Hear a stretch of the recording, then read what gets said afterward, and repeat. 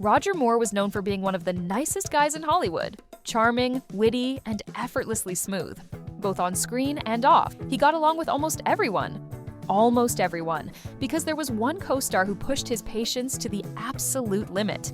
And when Moore talked about him, he didn't hold back. That co-star was Hervé Villechaize, better known as Nick Nack from The Man with the Golden Gun.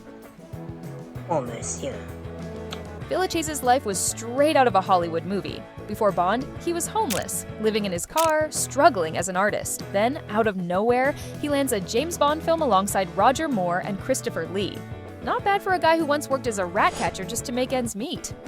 Christopher Lee later said that The Man with the Golden Gun was the happiest time in Villechaize's life. And maybe it was. But for Roger Moore, it was a nightmare. Moore later called him a diseased sex maniac. And no, he made it very clear it had nothing to do with his height. It had everything to do with his obsession with women. While filming in Hong Kong, Villechaize was a regular in the nightclubs. But he didn't just mingle. No, he carried a flashlight, scanning the room like a human spotlight, picking out women one by one. And he bragged about his success. When Moore asked how many women he had been with during the shoot, Villechaize confidently replied, 35. Moore laughed it off. That doesn't count. You paid for them. But Villechaize wasn't embarrassed. If anything, he doubled down. Sometimes, when I pay, they refuse. After Bond, Villechaize's career exploded. He became a household name as Tattoo in Fantasy Island, turning his quirky persona into TV gold. But success only made things worse. Behind the scenes, he clashed with producers, constantly demanded more money, and once again caused problems with the women on set. By 1984, he was fired.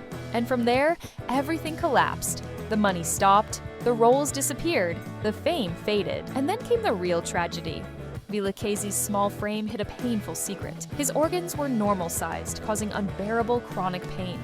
His health declined, and his career never recovered. By 1993, at just 50 years old, he passed away.